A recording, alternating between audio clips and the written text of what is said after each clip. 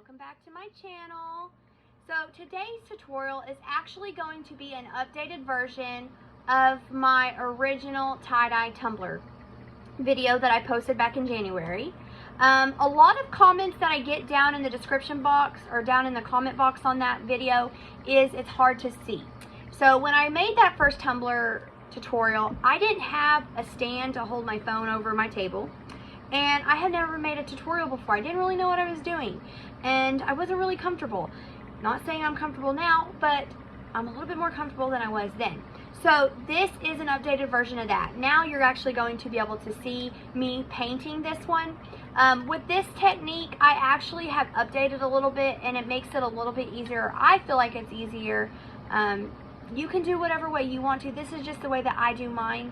It's what helps me the best. Now on this tutorial, I didn't put glitter over it with epoxy. So there's the two ways of doing it, okay? This one I just put a little bit of super extra fine glitter in my epoxy and I mixed it up and then put it on, and it shows off my tie-dye better. Now you can do it this way, which this is actually my preferred way of doing it. I just think it makes it look a lot more prettier, which I'll probably end up adding it onto this one because it's not too late. But this is where you just put your epoxy, do your epoxy method, and then you add your glitter on. So that's the difference between those two. So it just depends on what you want to do. Do you want to see your tie-dye better and make it brighter, or do you want it to be more sparkly? Those are your options. But I did want you to see the difference between both of those. And then if you have any questions, just ask them down in the comments. I will try to get back to them within 24 hours. If you haven't subscribed to my channel, please subscribe to my channel. It means the absolute world to me to see you guys subscribing. If you like my video, give me a thumbs up. If you didn't, I'm sorry. I'll try to be better next time. Let's see. I guess that's enough talking from me. Let's go ahead and get started making this tie-dye tumbler. What you're going to need for this tutorial is any size tumbler that has been sanded down, cleaned, and painted. You're also going to need neon paints. For this one, I'm going to be using these neon paints. You can buy it in this set at Michael's.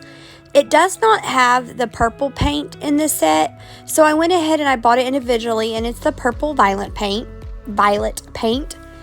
I used to use the pack from Hobby Lobby this set, but I found that this other one is a little bit brighter and it actually goes on a little bit thicker and not so runny. And then you're going to need a thin paintbrush. On my paintbrush, I actually get a thin one and then I cut a little bit of the bristles off to make it extra thin. Then with your pencil, you're just going to, which you do not have to do this part, but I usually don't, but for this purpose of showing you guys, you can just make your swirl on your cup with your pencil and do it very lightly, because when you add your paint, you don't want it to show the pencil. And then you can erase it as you go, or just go over it. And you don't have to go all the way around. You can just, get yourself started as like a road map. Then when you start painting, you're just going to start at the center and you're just going to start out kind of small and just make your spurts go out. And as you go out, you can make your lines longer. Your lines are all going to be different sizes. And how I usually do it is, after I get started, I'll just go a little bit ahead of where I am. So I'll just make little lines ahead, as you'll see throughout this video. And then I'll go back and I will fill it in and make it thicker. And then once I go a ways on my pink one, so your pink one is kind of going to be like your road map of your swirl. Like that's just going to be the direction that you'll use on all of them. So it's going to be a little bit different when you do your pink versus when you add your orange and your yellow. So I'll go a little bit ahead, as you'll see, and then I'll go back, fill in my lines going out, and then once I get, in it quite a ways in my swirl, I'll go back and I'll add some lines going down to help blend it when I go in, when I add my purple in. Do not worry about this being perfect. Tie-dye is not perfect. Just make sure your lines are all different sizes and it's all going to blend in perfectly when you add all your other colors.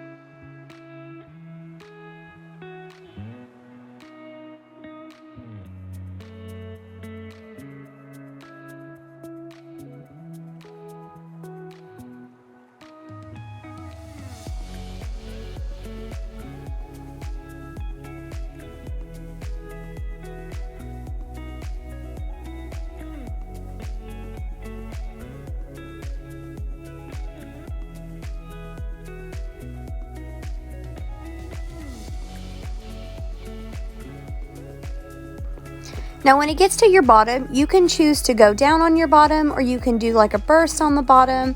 I'm going to go ahead and just have mine kind of flow down onto my bottom, but you totally do not have to do that. You can do whichever way that you want. Now as you go around the back side, I didn't make mine as sharp going up, but you could have made yours sharper if you wanted to. So mine doesn't match perfectly, but it's fine. It's tie-dye. It doesn't have to be perfect.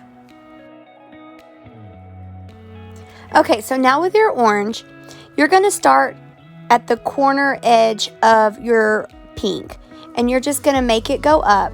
And the most important thing is, and it's okay if there's white coming through, because tie-dye does have white in it.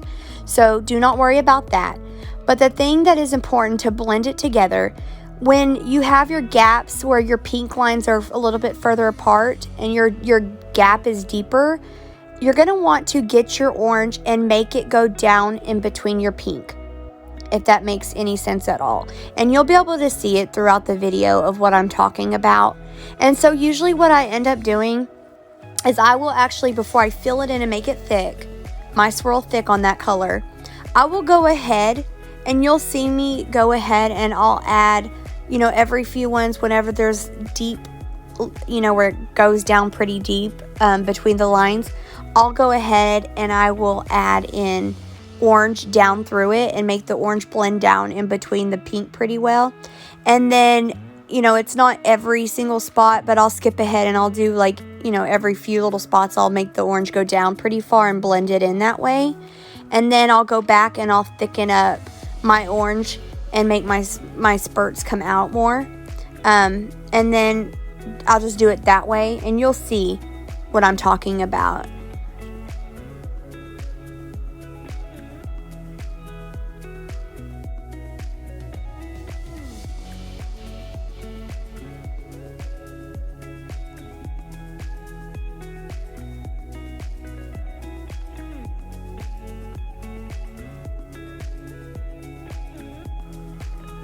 And it's really like you're kind of painting around your pink spikes that go up.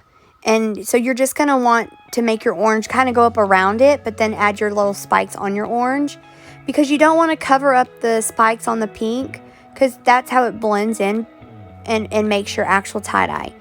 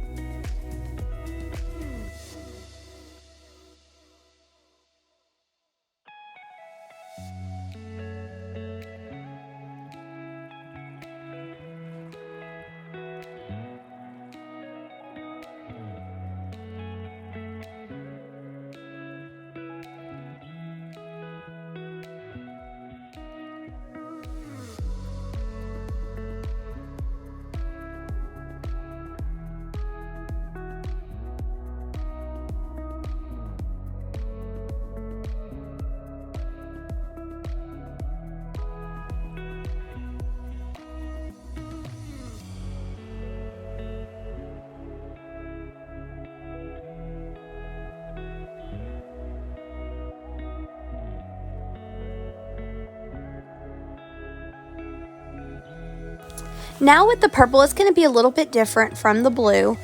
And go ahead and make sure all your spikes are good with your blue. And then with the purple, you're going to be going up into the pink, or making it go back into the pink and then up into the blue, or vice versa. You get what I'm saying. So make your spikes go down into the blue like you did on all your previous steps. And then when you go to make your spikes go out, make your spikes go back up into the pink, in the thinner spots of the pink, if that makes any sense. It's so hard to explain it. Just watch what I'm doing and then try to repeat what I'm doing. And I just try to make my spikes paint up over the blue, but also up into the pink. But don't worry too much about the pink. We are going to be going in and doing a filler of the pink and making the pink spike up into the purple also, and then filling up any of the white space that was left.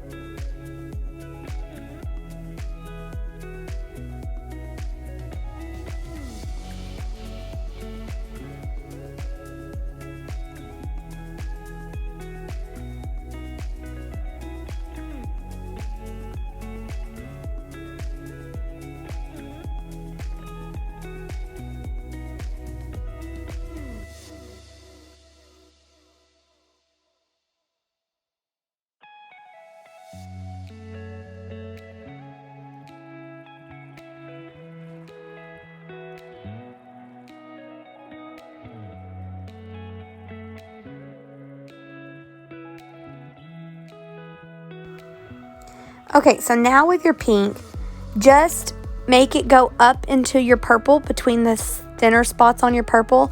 Make the pink blend up into the purple so it actually looks like it's actually tie-dyeing, and then it'll fill in all those white areas. So that's what you're going to do, and you can go back in the areas that don't have any white exposed. You can just add some pink spikes up into there and make it blend in better with the purple.